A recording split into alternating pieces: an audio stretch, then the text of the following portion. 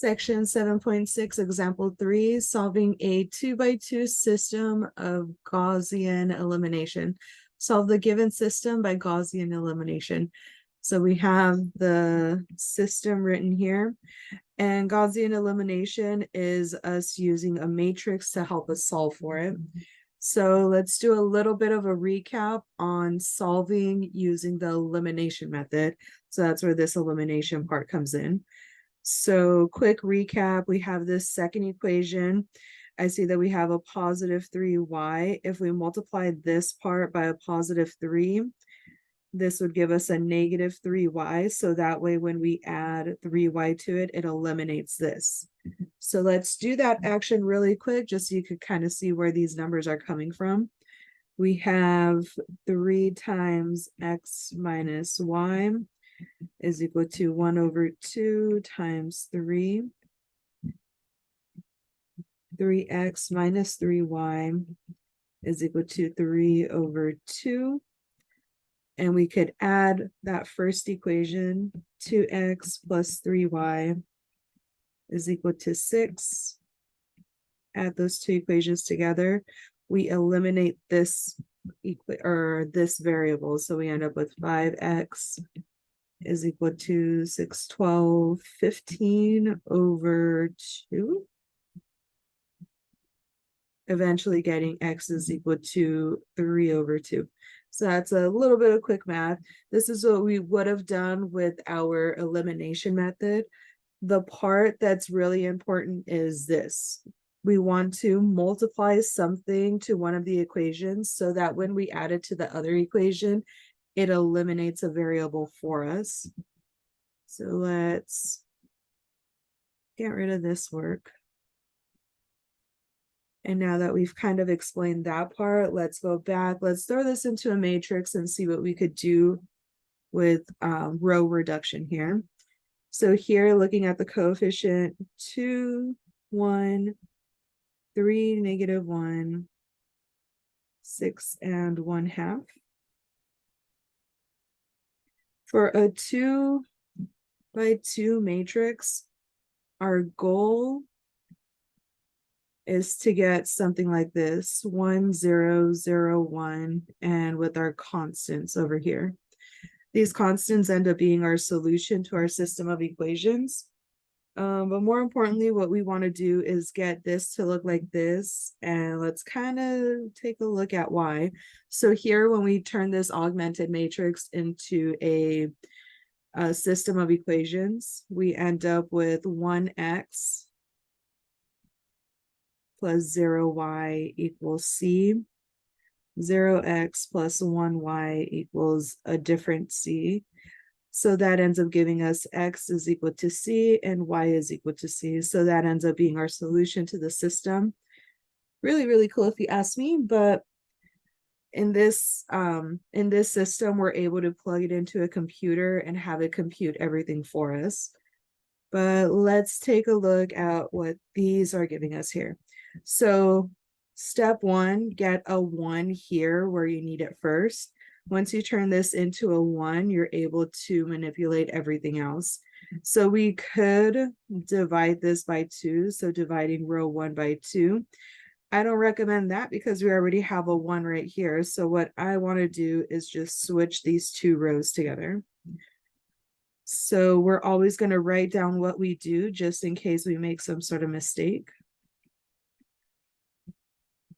So switching those two, row 1 now becomes row 2. So we have 1, negative 1, 1/2. Row 2 becomes row 1, 2, 3, and 6. And from here, we could start reducing everything. The next one that we're going to get is this 0. So once you have a 1 where you want it, it's really easy to turn anything else into a 0. So think of what we had to do to turn to eliminate one of the variables in our elimination method. So here, I'm always going to look at the opposite of what I'm trying to do. So the opposite of 2 is going to be a negative 2. So we're multiplying negative 2 to row 1. So -2, once we add these two together, we end up getting 0. So -2 times row 1, and we're going to add this to row 2. We're manipulating row 2, so this is going to end up being the new row 2. We don't want to mess anything up here because we already have a 1 where we want it for this first column. And we could do the work over here on the side until we start getting a little bit more comfortable with writing everything out. So the work is -2 times row 1. So -2 times row 1. We grab row 1. So 1, -1, 1/2. And distribute this -2 to those three terms. -2, +2, and -1. So we just did this action. We want to add row 2, so adding row 2 to that. So 2, 3, and 6, we're adding those two together. So adding 2, or -2 plus 2 gives us 0. 2 plus 3 gives us 5.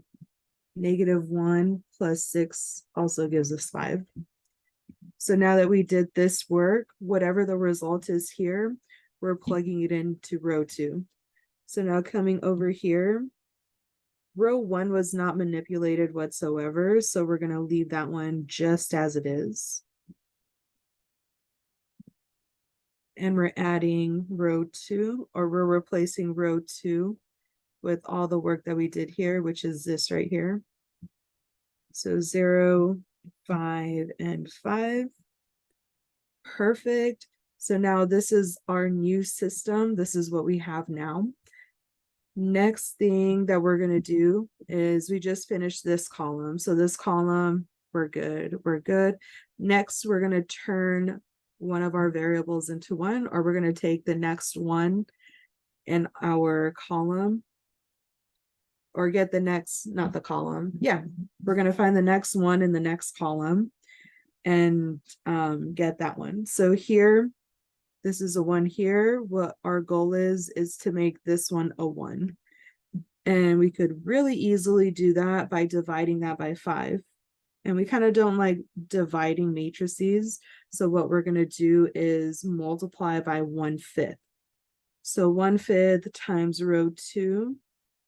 And once we get that solution, that's going to go in for row 2.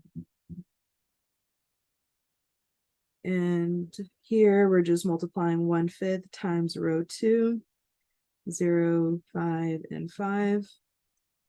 And 0 divided by 5 is 0. 5 divided by 5 is 1. 5 divided by 5 is also 1. So we did this action right now. And what our result is we're going to put that in row 2.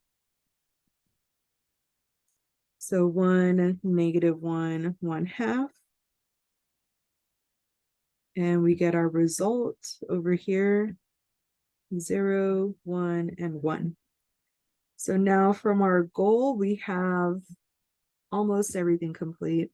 We have 1 where we need it. We have the 0 where we need it. We have a 1 in the second column. So the only thing we have left to do is turn that into a 0. And it looks like we're set up perfectly to just add. So adding row 1 and row 2, it's not going to manipulate anything else. So we're just going to row 2 this time, adding row 1 for the new row 1. So row 2, which is 0, 1, 1, we're adding that to row 1. 1, -1, 1/2. Adding those two together, and that's going to be for the new row 1. So 0 plus 1 is 1. 1 minus 1 is 0. 1 plus 1/2 is 3/2. And that's our new row 1. So instead of just grabbing the same one, we did all of this hard work over here. So we have 1, 0, and 3/2. Here we have 0, 1, and 1. And now from here, we just have to state our solution. Everything is exactly where we need it to be. We have ones where we need them. We have zeros where we need them. Now that we have that, these are our constants. So we have 3 over 2, comma 1. So when x is 3 over 2, y is 1. Let's see if it works. We can plug it into any one of these equations. So our solution was 3 over 2, comma 1. And let's plug this into the first equation. 2 times x, which is our 3 over 2, plus 3 times y, which is 1, equals 6. The 2's divide out here. 3 plus 3 equals 6, which is true. Let's try the second equation. X, which is our 3 over 2, minus y, which is 1, is equal to 1 over 2. So 3 over 2 minus 2 over 2 gives us 1 over 2, which is 1/2. So it ends up being the solution for both of the equations. So it is indeed the solution to this system of equations. You didn't have to do that last part. It was just a little bit of fun work. But this here is our solution.